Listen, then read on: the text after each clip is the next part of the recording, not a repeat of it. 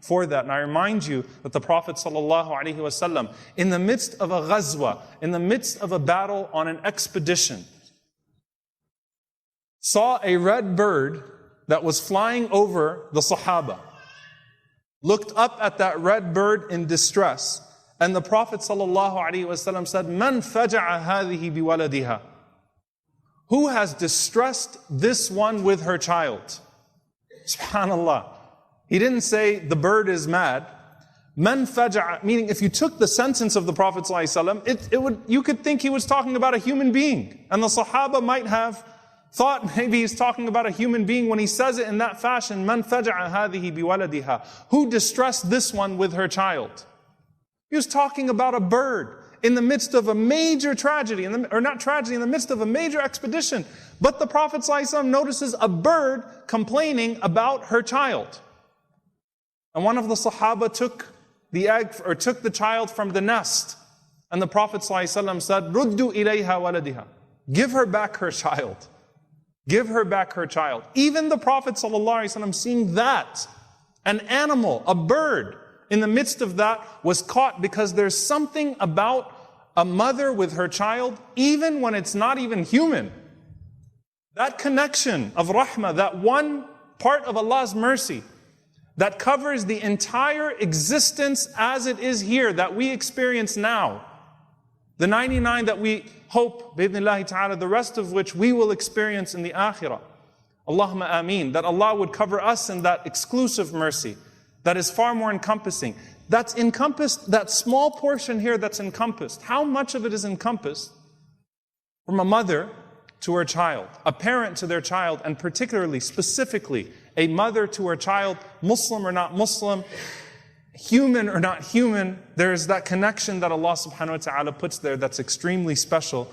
And the Prophet ﷺ taught us to honor that connection. Allah teaches us to honor that connection in so many different ways in the Quran. And then you see da'wat al-mazloom, and the cry of the oppressed, the dua of the oppressed. And you see those images broadcast constantly that numb us. But you'll see the dua of a woman, a mother in Palestine, or the dua of a mother in Kashmir, or the dua of a mother from the Uyghurs, oppressed, and mom talking about her child. And you think, how near is that supplication to Allah subhanahu wa ta'ala?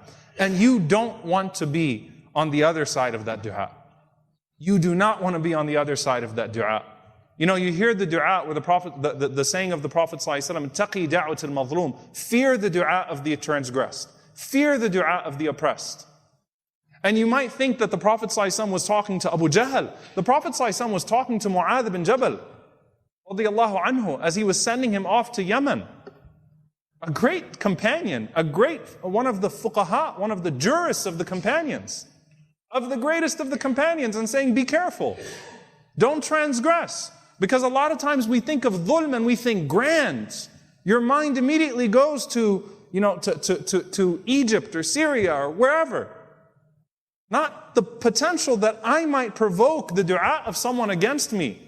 And that person's dua is connected to Allah subhanahu wa ta'ala. Unknowingly maybe transgress on somebody else's rights. Backbite somebody, which is a transgression, which is a form of dhulm. And they call out to Allah subhanahu wa ta'ala against me. May Allah protect you. We have the story of Jurayj that the Prophet ﷺ mentioned to us, that I'll summarize or I'll paraphrase because of time, where there was a righteous man, a abid, a person who worshipped Allah non-stop. But he did not listen to his mother when his mother called out to him one day to take care of a very small task.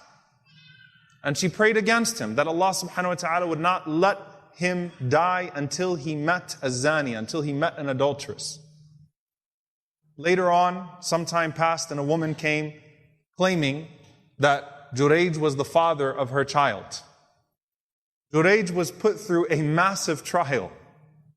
The end of it was his innocence, because he was innocent. But Allah answered the dua of the mother against him and clarified his innocence, not having two conflicting scenarios in that situation where you have a potent prayer and you have an innocent human being. So there is something to the dua of a parent against a child, and may Allah subhanahu wa ta'ala protect us from ever being on that side of a dua.